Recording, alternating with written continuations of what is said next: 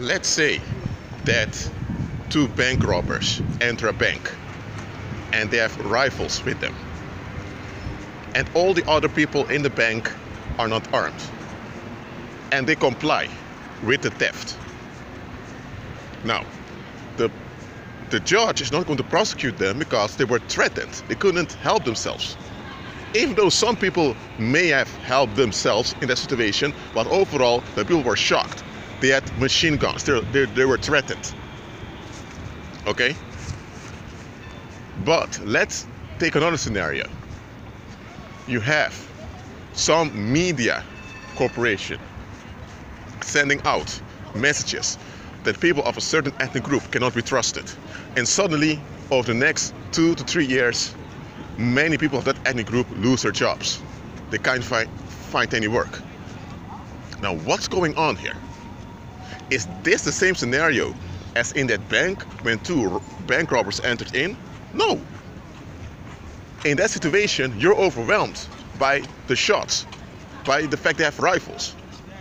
But some media corporations sending out messages that people of a certain ethnic group cannot be trusted. What's the evidence? Why are they saying it? What do you have to back it up? And if people comply with that, they comply out of vested interests. They don't comply out of the threat for their safety.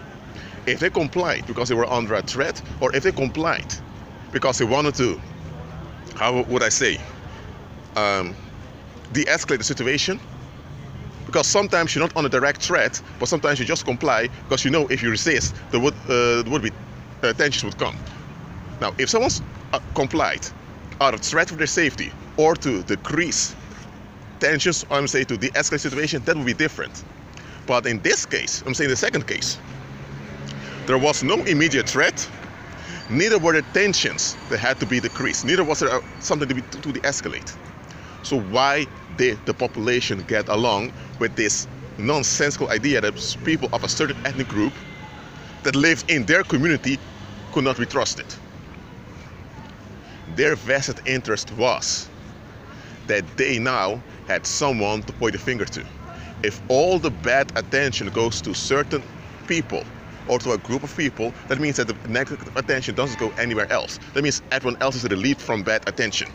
And also from the violence that comes from bad attention. Because wherever there's bad attention, the negative energy will flow to the point of the negative attention. I hope that's clear onto you. If there's negative attention upon, for example, the Moroccans in a community, that means that the violence tends to stream towards that ethnic group. So people from that ethnic group tend to face more violence. I'm not saying everyone else never faces violence, but if someone is in a negative daylight, that means the negative energy tends to flow over. That means the others are relieved from it. So it's out of collective relief seeking that common people comply with atrocities. I just said it. It's out of collective relief seeking that they comply with atrocities. It can be that you have a wife who's cheating on her husband with her former lover, and she even had an abortion and all of that, and she never wants people to find out. So there's this individual of a particular ethnic group over there, and she makes use of the BS that the media was telling them, and because she makes use of the BS of the media, she now has a way out, an escape from her situation, well, an apparent escape. Because now, because people have been brainwashed and think that people from that ethnic group are dangerous, and she points out something of that ethnic group, people tend to believe that they get along with her. And by doing that, all the attention goes to that individual, that colleague of hers, or that friend of hers from that ethnic group. And nobody has any ability anymore to notice anything else. So people won't notice her darkness that she's involved in. So on an individual level, common people comply with collective injustice so that no negative attention would go onto them. Or they comply to get rewards and approval of the community, which is actually the same thing.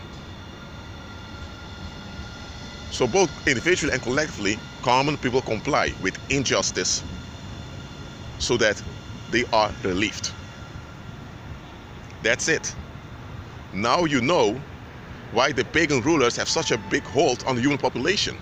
It's because the human population in general rather puts up with the tyranny and oppression by the pagan rulers than they would with the justice of Christ.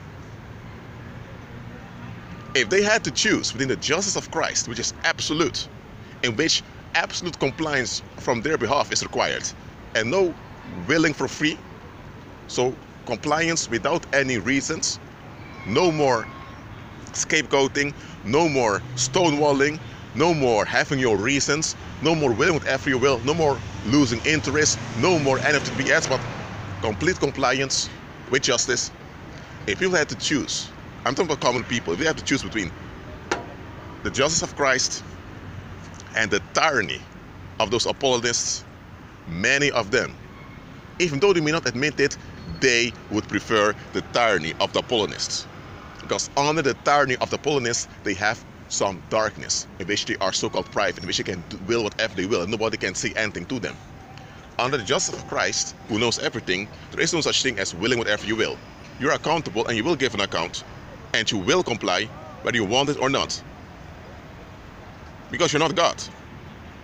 So common people comply with Antichrist because they, deep down inside, have hatred for the rule of Christ.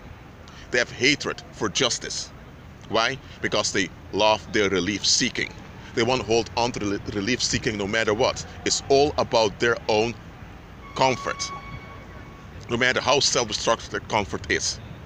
That's why Christ is fully justified in sentencing them to the lake of fire for eternity.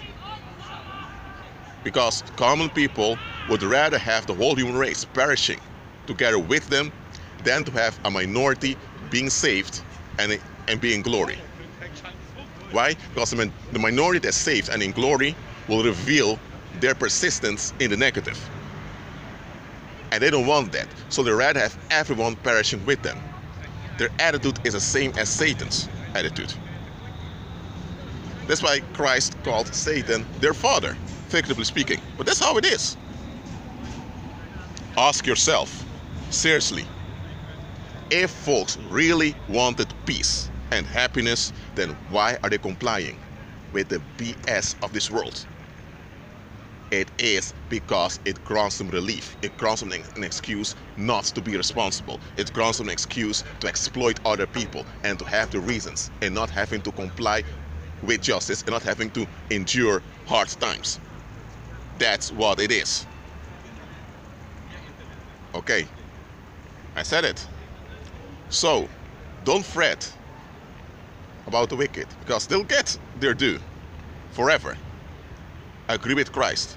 That's how you overrule the wickedness of the wicked in here and now, because you ought to walk by faith now. Be at peace.